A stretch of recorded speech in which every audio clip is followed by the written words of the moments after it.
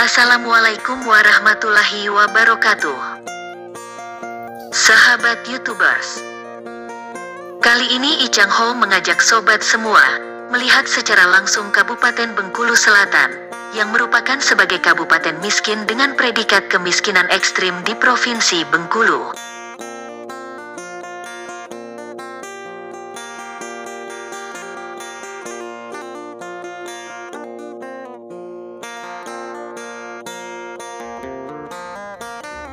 Inilah Kabupaten Bengkulu Selatan. Kabupaten Bengkulu Selatan merupakan sebuah kabupaten tertua di Provinsi Bengkulu dengan ibu kotanya adalah Kota Manah. Walau kabupaten ini kabupaten tertua, namun kabupaten ini justru menyandang predikat kabupaten dengan tingkat kemiskinan yang ekstrim di Provinsi Bengkulu.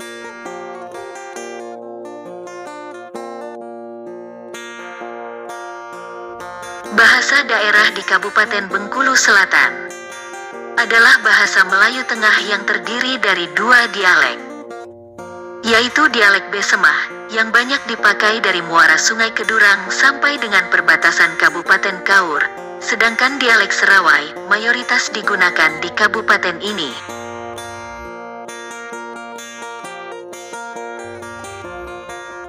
Berdasarkan data BPS tahun 2022, Kabupaten Bengkulu Selatan dinyatakan sebagai kabupaten miskin dengan tingkat kemiskinan yang ekstrim, sebagaimana yang dikutip dari raselnews.com.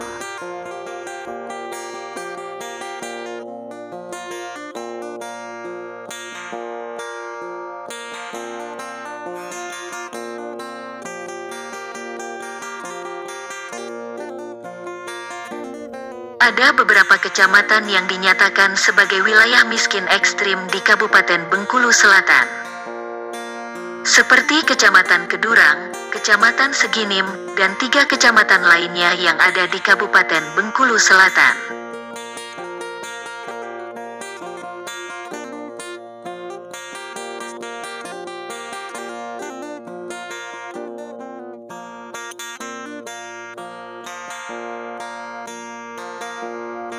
Sejak tahun 2019 hingga tahun 2021, Kabupaten Bengkulu Selatan dipimpin oleh Gusnan Mulyadi meneruskan sisa masa jabatan Bupati Dirwan Mahmud. Hingga tahun 2023 ini, setelah selama lebih kurang 5 tahun masa kepemimpinan Bupati Gusnan Mulyadi, Kabupaten Bengkulu Selatan justru masuk predikat sebagai kabupaten miskin dengan tingkat kemiskinan yang ekstrim.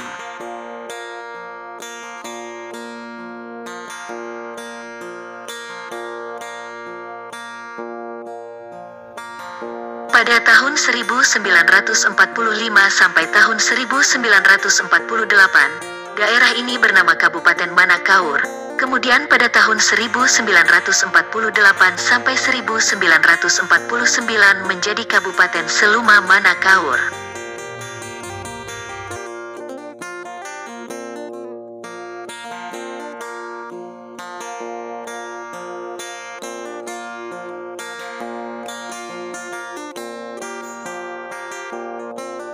Kabupaten Bengkulu Selatan berdiri berdasarkan keputusan Gubernur Militer Daerah Militer Istimewa Sumatera Selatan pada tanggal 8 Maret tahun 1949, dengan Baksir diangkat sebagai Bupati.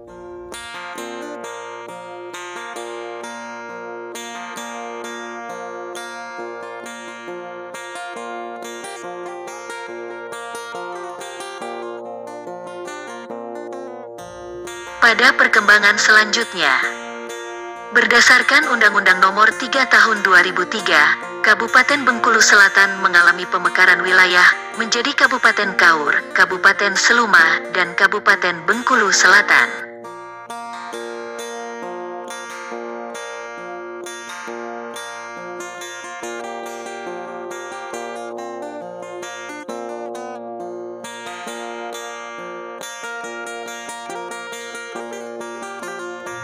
Jika bicara kemiskinan, merujuk pada hasil kajian Dewan Riset Daerah, kemiskinan tinggi akibat program salah sasaran.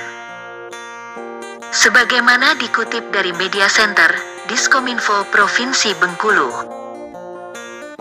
Dijelaskan Ketua Dewan Riset Daerah, Panji Suminar, kajian ini dilakukan melalui forum grup discussion dan lokakarya di daerah.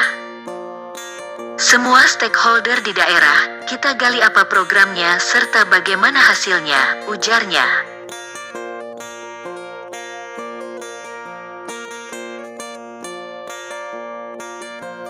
Dari kajian yang dilakukan, permasalahan utama yang ditemukan hampir di semua kabupaten adalah kurang terintegrasinya data kemiskinan.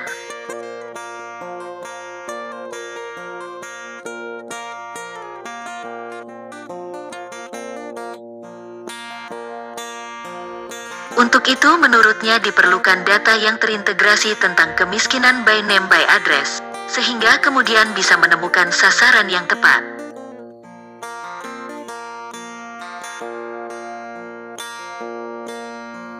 Programnya hebat-hebat, tapi target grupnya yang tidak tepat. Misalnya pelatihan keterampilan bagi keluarga miskin, ternyata pesertanya banyak bukan dari keluarga miskin, papar Panji.